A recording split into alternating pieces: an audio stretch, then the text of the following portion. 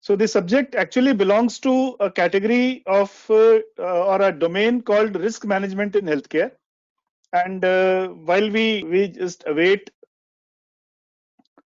of the presentation coming online, let me share a few things. That the risk management in healthcare is a subject which historically speaking got focus in India only with the arrival of NABH. So because the NABH in the ROM chapter, there are standards specifically applicable to the risk management, and therefore this was the first time when this requirement came up as a compliance requirement. It was already known. I mean, we as the medical professionals and the practitioners were already doing some kind of risk management, but the formal focus on this came only after the NABH came into the scene. Okay, so here is the presentation, and I am sharing it now. So please confirm that you can see it. Is this visible, Dr. Ashok Sharma? Visible, sir. Visible. Great, sir. Nice hearing from you. And okay, let's begin with this. So this is basically a domain which in part is also included in the risk management. Now, whenever we say we are doing a risk management, we are trying to anticipate a risk, and then we try to do something so that the impact of that risk on us is limited. So we need to, before we get onto this subject, because this belongs to a category called clinical risk management, we need to understand what a risk is, and then what are the ways in which we try to manage it. So like everything else in the science and in medicine, the important aspect is to recognize it first. Unless we know what it is, we will not be able to do anything about it. So the first step remains identification or recognizing that there is a certain amount of risk in all the activities that we do. So can anyone tell me what is a hazard? I need to keep it little interactive so that there is a bit of conversation that happens instead of a monologue. So what is a hazard? Anyone? We use this word regularly. We have hazardous chemicals in the hospital. We have hazardous situations. Shall I try? Yes, please. Sir, hazards are difficulties or which gives dissatisfaction to our clients and employees too. Okay. Little more simpler version of it. Hazard is anything in the facility which has a potential to cause injury to the patient as well as the staff. Okay, sir. So someone has also written that hazard is anything that can cause a harm. So let me give a very simple, crude, and easy to understand example. So whenever we have a cyclone building up in the Bay of Bengal, that cyclone is a hazard. Okay. But when it starts moving towards the coast, the eastern coast of India, then it slowly turns into a risk. Risk is the possibility that a hazard will cause harm. I think this is the simplest way to put it. So we try to identify in our health system in the hospitals, we try to identify situations, we try to identify contingencies, we try to identify factors which will pose risk for us. And then we do something what is known as the risk grading. That means we try to give it a number and try to find out how big is this risk in a quantifiable terms. Now, how to identify and how to grade it, there is something known as severity probability matrix. Some of you would have heard about it. It basically looks at what is the severity of the impact if such a hazard was to impact us, and then what is the probability that it will. So again, coming back to the example of cyclone in the Bay of Bengal, if there is a cyclone in Bay of Bengal and it is moving towards Australia, then if you recall the map, then the severity may be very, very significant, because if it impacts, then obviously it will cause great damage. But the probability of affecting anybody in India is very remote. So therefore, in terms of risk grading, this becomes a low risk, despite the fact that the hazard may be significant. Similarly, the other hazards, like for example, fire is a hazard and it can affect all hospitals. In fact, if you see the and if you track the news of fire in the hospitals in India, every month I have tracked it for 18 months and then I stopped tracking it. Every month you will have a news of fire in a hospital, and that fire will always be big enough to figure in the national news. It will not be something of a small incident that happens and then it gets reported. It will be a big enough incident. So fire is a hazard. And what is the impact is on a scale, it will be high. The second part of the severity probability matrix was the probability. So what is the probability that a fire can happen in the hospital? Anyone? Suman madam? As you said, once in month is the probability. Yes. So probability of a fire incident happening in our hospitals is pretty high. Yes. So therefore, the risk of fire becomes a significant risk, because in the severity probability matrix, the score for severity is also high and the score for probability is also high. Typically, they are scored in a scale of 1 to 5. So 1 is minimum, 5 is maximum. Fire typically gets a score of 25, which means on a scale of severity, it is 5, that is the top score, and also in the probability, it is 5. So it becomes the significant risk. So this was basically to give an introduction as to what is a risk and what are the broad understanding, and let us go forward and look at this presentation itself. So this is what we will see. We will see the high risk patients, and in other words, they are also called vulnerable patients in the hospital.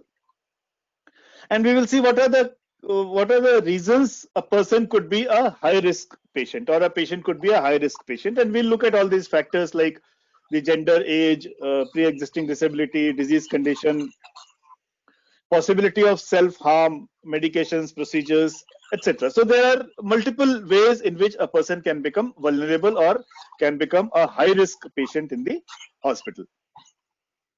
And then we'll talk about the risk identification, and we will look at the risk stratification. So this is the broad scheme for today's presentation. In the setting of a hospital, the risks can be at different levels. So when we talk of risk management in the hospitals, typically these are the domains which are addressed. So we are looking at enterprise level risk, which is basically the risks that come and that affect the survival of the hospital as an entity.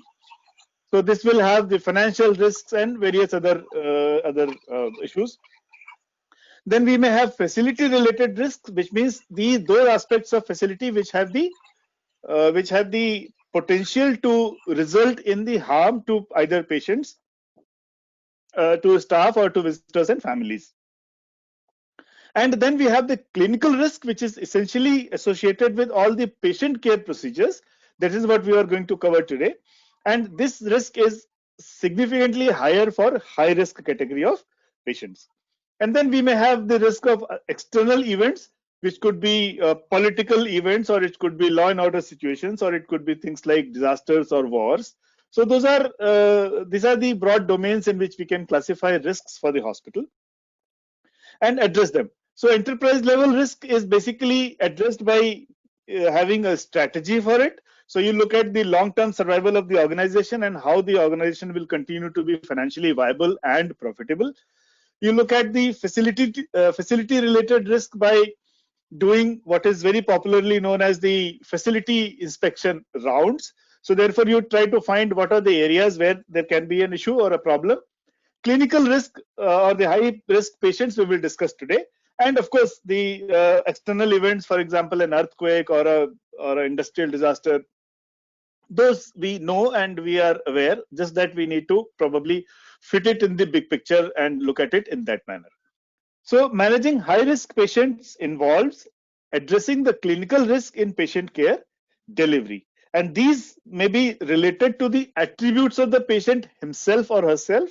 So we may have a situation where we have a patient who is a minor or a patient who's elderly or a senior citizen. Both categories are typically classified as the vulnerable patients. We may have a patient attribute, let's say a gender. So you'll have women classified as the vulnerable patients in the hospital. You may have a patient with a pre-existing disability, maybe a disability, physical disability, or a mental disability, or a physically challenged person. He may have a concurrently or comorbidities or other disease conditions. So these are the patient attributes which may make a person vulnerable, and therefore he comes into a category of high risk patients. Then there may be the risks that come from the care processes themselves. So there may be, we all know that there is a risk involved in anesthesia, in surgery. Similarly, there will be risks of healthcare associated infections. There may be risks of pressure ulcers, deep vein thrombosis. So these are some of the examples, basically looking at the risks that come from the care processes themselves. Then we may have risks that are associated with medication issues. So we have a huge chapter of medication safety, and we can discuss it sometime later, but this is one category. There may be risks associated with the diagnosis itself or with the diagnostic services. And there we are talking about the accuracy of the diagnosis, the ability of the labs to produce the results in a reliable and a consistent manner. And lastly, there can be the risks that come from the exposure to the hazardous material, which could be a biomedical waste, it could be a hazardous chemical or a gas, or even the body fluids. So these are the broad categories in which we can classify the clinical risks in the hospitals. So like I said earlier, the high risk patients or the vulnerable patients would be the ones who we can classify them on the basis of the gender. So generally women patients are classified as vulnerable in the hospital, primarily from the social security point of view. Then we may have a senior citizen or a child. We may have patients with the pre-existing disability. We are talking about the disease condition. So certain patients may be prone to deterioration, where there will be unstable vitals or uncontrolled clinical conditions.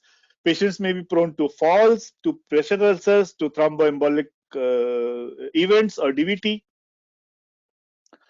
We may have a patient with a potential to harm himself, that is the suicide risk, or potential to harm others because of the psychiatric conditions.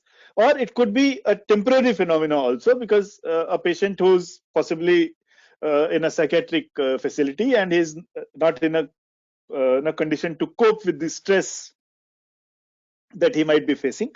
So there is a temporary potential to self-harm. So these are the aspects, and potential to harm others. So you may have an aggressive, agitated patients who will have the possibility that he can harm others. Then we have the factors of medications and procedures. So under the influence of medications or the anesthetic agents or sedatives, a person will become vulnerable and therefore come in the high risk category.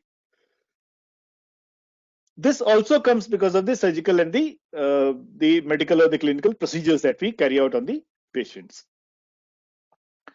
Then there is another category of vulnerable patients who pose a risk is patients who could go missing, typically in a psychiatric facility where the person may not be oriented to time and space and may not have the self-awareness.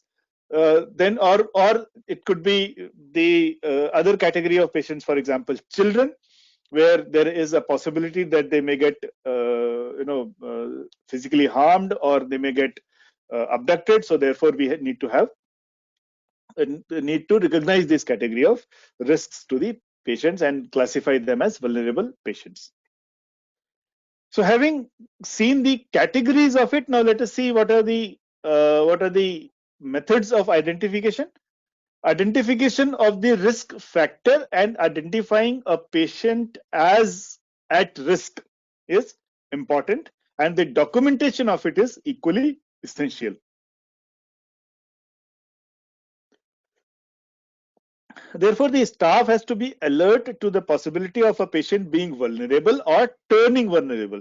So we may have a situation where a patient at present or today is not vulnerable, but tomorrow, immediately after the surgery, post-op, over a certain period of time, the patient will be vulnerable for a different set of reasons.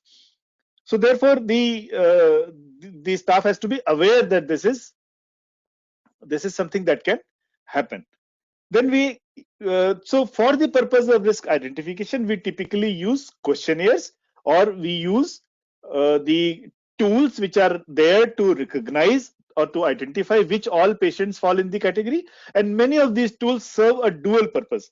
So not only they help in identifying, but they also help us in categorizing the patients in terms of the gravity of risk, or they kind of give you a severity probability matrix. Now, in the clinical conditions, the severity probability matrix doesn't work the way it is. I described it in the beginning of this presentation, but there are scales. We'll see which all scales are in regular use.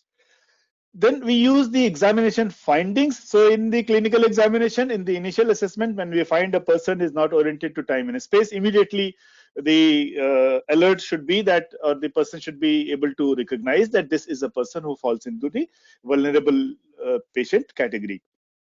We use various tools to identify which are the patients who are vulnerable and therefore at a higher risk. Then in the outpatient and in the inpatient services, both, we can use questionnaires. There are questionnaires which are to be used. We'll just talk about the attributes of each of these questionnaires and the tools, because it is necessary to know. It is not that we can start identifying a risk using a homegrown questionnaire, though it is not wrong per se. But whenever we use a tool or a questionnaire to do the risk identification and also risk stratification, we need to be aware that this particular tool needs to be validated. Unless it is validated, we are not sure whether it is measuring and how reliable this particular tool is. Using a validated tool is also necessary because it allows us to compare. So what was the risk grading yesterday and what is the risk grading today will tell us whether the risk levels have, or the risk has increased or decreased, and therefore our response to it can also become better. That's the reason why we need to use the validated tools only. And classically, medical patient care involves medical examination of the patient, and examination findings are the ones which point towards the vulnerability and the reasons for vulnerability of a particular patient. So these may be coming from the history, they may be coming from the medication history, the disease history. These things can also come from the clinical examination findings. We also, like I said, we also use large number of tools. Only few examples are here. For example, a fall risk assessment is done using the modified, sorry for this spelling mistake, it should be modified Morse scale. Then for pressure ulcers, or the healthcare associated pressure ulcers, so popularly known as HAPU, we use Braden scale. For the DVT risk or for thromboembolic episode risk, we'll use what is known as Caprini scale. So each of these scales, they give us a number, and I'll show you how that number looks. And this number tells us what is the seriousness or what is the grading of this particular risk. So risk stratification is a process of assigning a health risk status to a patient using the patient's risk status to direct and improve care. The goal is to help patients achieve the best health and quality of life possible by preventing injuries. So when we do a fall risk assessment using modified Morse scale, we are trying to grade a patient into a category that, okay, so and so person is a high risk for falls, and therefore we take measures so that he does not fall, and therefore we prevent injuries. Similarly, appropriate and timely intervals and preventing shift to higher categories of risk and consequently higher associated costs. So if we take measures or if suppose so if we measure the risk of healthcare associated infections and take measures to prevent those infections, so not only we will be helping faster recovery, we will also be preventing infections and the associated costs of treating those infections. Similarly, it will also help in improving the care outcomes, and it will also promote patient safety. So only validated tools are to be used. Some of these tools are with which we are very familiar, and many of us would also be using them in our clinical facilities. So we have heard the Morse scale, which is basically presently what is in use is the modified Morse scale, which is to do the risk assessment for fall. Then we have a Braden scale, which is used for healthcare associated or the hospital associated pressure ulcers. Then we have Caprini score for DVT risk. We have Eldred score. I'm sure all of you are aware. The Eldred score is something that is used in the recovery room in the operation theatre to decide whether a person is fit enough for transfer to the ward. So in a way, Eldred score also tells us the risk level, and it also tells us what is the degree of recovery from anesthesia. So it's a risk grading tool. Then we all know Glasgow Coma scale. We all know Muse. Muse is modified early warning signs. This is basically a method where the vital parameters are used to predict which all patients can deteriorate, and therefore there is a risk to their condition. And this is used to trigger a response in the hospitals, which is usually in the form of rapid response teams. So we have Muse, and to respond to Muse scores, we have RRTs, the rapid response teams. So like that, I've just given few examples. In almost every area of clinical work, we have the scoring systems which are very, very commonly used. We all have used it. It is just that we possibly were not in a position to link them to the risk management processes in the hospital. So that is the purpose of this today's presentation. So here is the example of the Morse scale. This is also freely available, downloadable. What you see on your screen is a bilingual one, which I made for some hospital, but the English version is easily available, and there is a score for each entry which is there. And then at the bottom of it, if you see, you will see that it has the is based on the score. So under 25 is the low risk, 25 to 45 is the medium risk, and more than 45 is the high risk. So this is a risk stratification and also a tool for identification. Then we have this CARDS index of independence in activities of daily living. Basically, when we do the assessment of the independence of the person, whether he is able to look after himself, then we use what is known as CARDS index, which is basically to see whether a person, how independent is a person for the activities of daily living. So here you can see the common activities like bathing, dress wearing, using toilet, moving from one place, that is transferring, continence, so the control over the bowel movement and the bladder movements, feeding himself or herself. So these are the parameters, and there is a method to score. Again, if the score is 6, it is considered a person is independent or partially independent, or if it is 0 or below 6, then it is a person is not that dependent, and accordingly we need to provide assistance to such patients in the hospital. This is an example of the Braden pressure ulcer assessment scale, and this is just a picture I am showing because it is obviously not clear and visible, but if you Google search it, you will find it very easily.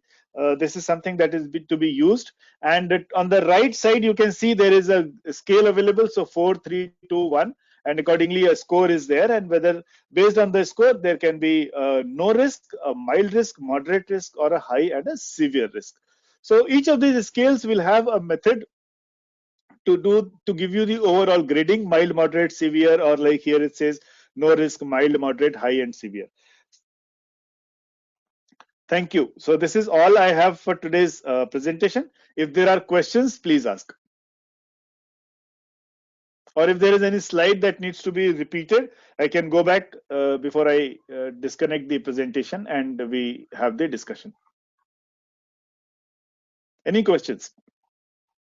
Sir, high risk group and vulnerable group, both are synonymous or different?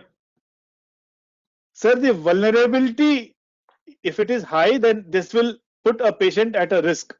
So when we say a person has the risk of fall, then obviously he is in the vulnerable category and he is in the risk of fall. This says what is happening is that if you look at the literature, in various systems, for example, JCI has a very clear-cut method as to what is a high-risk patient. The NABH uses a term called vulnerability or vulnerable patients. Yes. So therefore, these are the terms which are not so standardized. So if you look at the definitions of the NABH, then it talks about vulnerable and it has the definition of a vulnerable patient. In the JCI, there is a method where it says that, okay, these are the high-risk patients. In NABH, you have high-risk medications, but not high-risk patients. Or in the JCI system, the high-risk medication of NABH are called high alert medication. So these are terms, people have used it and defined it within their context. In today's presentations context, I have used both terms to some extent interchangeably, essentially because a vulnerability will put a person at risk. So therefore, this is a person who will be at risk and we need to address it. Okay, sir. Thank you. Okay, any more comments? So thank you very much. Thank you for joining today. We will have another session on next Saturday. So we meet again 3 p.m. next Saturday.